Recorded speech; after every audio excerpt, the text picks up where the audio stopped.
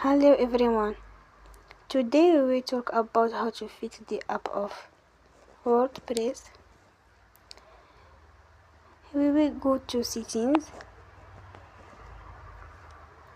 Then we click on apps. After that you will search the app WordPress and you will click. Then we will on Forcestop. After that you will go to storage. Then we click on clear cache.